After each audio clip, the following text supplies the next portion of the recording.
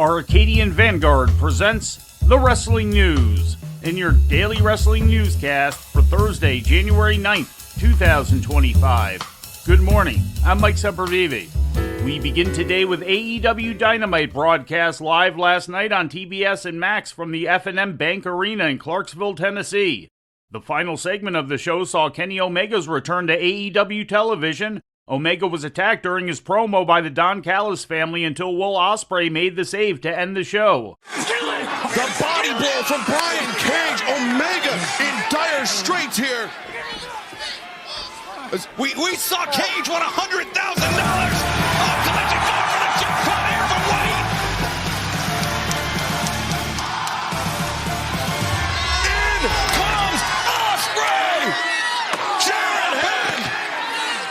There goes for Will Ospreay here, guys. Levels Archer swinging for the fences of Kyle Fletcher. And a boy. Get him out of here. Another man that was betrayed by Don Callis and Will Ospreay, perhaps finding common cause with Kenny Omega, but will these two men ever be able to bury the hatchet? Ospreay also wrestled in the opening match of the show, defeating Buddy Matthews. Powerhouse Hobs emerged victorious from the Casino Gauntlet match, pinning Kyle O'Reilly to win the match and earn a shot at AEW World Champion Jon Moxley. Later in the show, Hobbs made the save for FTR and Adam Copeland during a brawl with the Death Riders. And who would have thought? The man who in 1 week's time at the end of the night could be the next AEW World Champion, Powerhouse Hobbs. I don't know how smart this is right now, though, Hobbs. Well, he's at least buying Cope some time. FTR gathering their bearings. Wow. And now that the balance has evened out, we're seeing the Death Riders retreat less than a week away now from the world title defense from Mox.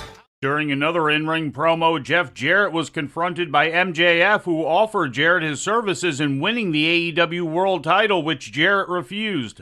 In other results, Chris Statlander won a three-way match with Tony Storm and Willow Nightingale to earn the #1 spot in next week's Women's Casino Gauntlet match, and Bobby Lashley beat Mark Briscoe by submission. After the match, the Hurt Syndicate attacked Briscoe, but Private Party made the save. And finally, in ratings news, NXT scored its highest viewership in over 5 years this week, with the New Year's Evil episode bringing in 957,000 people to the CW, according to Variety. That's an increase of more than 50% from last week's audience of 626,000. The rating in the 18 to 49-year-old demographic was a .25, also more than 50% higher than last week's demo rating of .16. This week's episode featured a special appearance by The Rock, as well as 3 titles changing hands. And before we leave you today, we'd like to remind you that however you consume your content, you can find the wrestling news 24 hours a day and 7 days a week across social media. On Twitter, follow us at Wrestling News AV. Our Facebook page is also Wrestling News AV. The Wrestling News can also be found on the Arcadian Vanguard YouTube page. And for those who utilize Amazon Echo devices, just tell Alexa to play the Wrestling News podcast. And remember to make sure you add podcast at the end. Once again, for daily updates, breaking news, and more, follow the Wrestling News across social media. And that's the news for today. If anything happens, we will be here to tell you about it. No clickbait, no paywall, just the Wrestling News. The Wrestling News is a division of Arcadian Vanguard, and the Wrestling Newscast is a production of the Arcadian Vanguard Podcast Network.